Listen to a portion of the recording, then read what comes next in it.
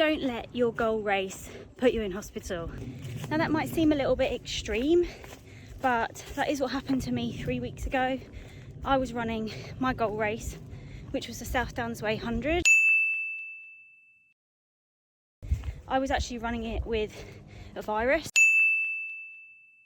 and by about halfway around my race, I started to feel really ill, really dizzy, and a couple of days later ended up going to A&E with severe dizziness, nausea, and was diagnosed with something called vestibular neuritis, which is a problem in the inner ear.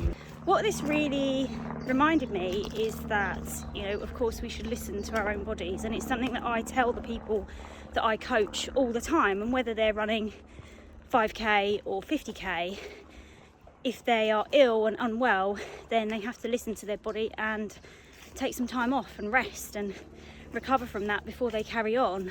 You know, that race that you might have had to miss out on will be there next year, but you've only got one body, and if you wreck it running a race when you're really unwell, you might not be able to race again in the future. So this is just a public service announcement to remind you that if you are unwell, do listen to your body. Don't put all your eggs into that running shaped basket, and let yourself recover before you carry on.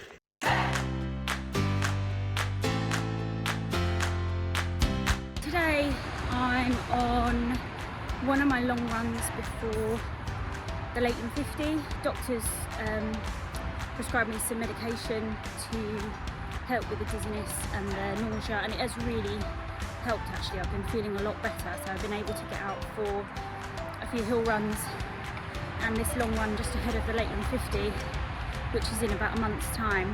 Where we live in the countryside, but actually if you head out for a long run you can run to the corner shop to get some supplies.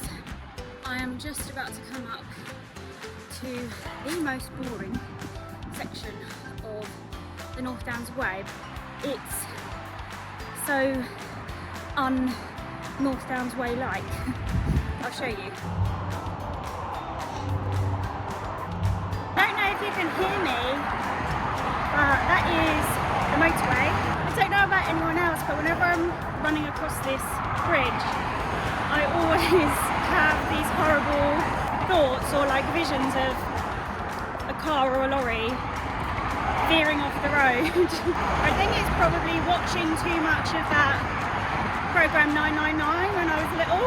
Yeah, if you imagine like a big HGV lorry crashing through this barrier and me somehow caught up in a crossfire and Michael Burke narrating it, is that just me?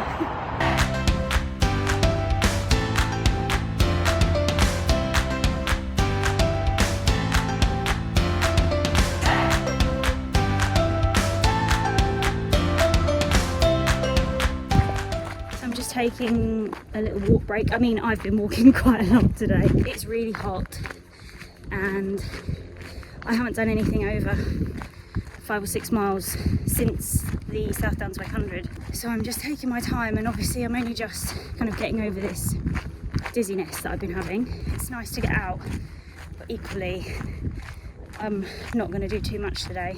I think it's really important when you're training for a race like the Leighton 50 or the Leighton 100 that you try not to look so much at your mileage and really look at the type of running that you're doing, or type of, you know, even hiking that you're doing.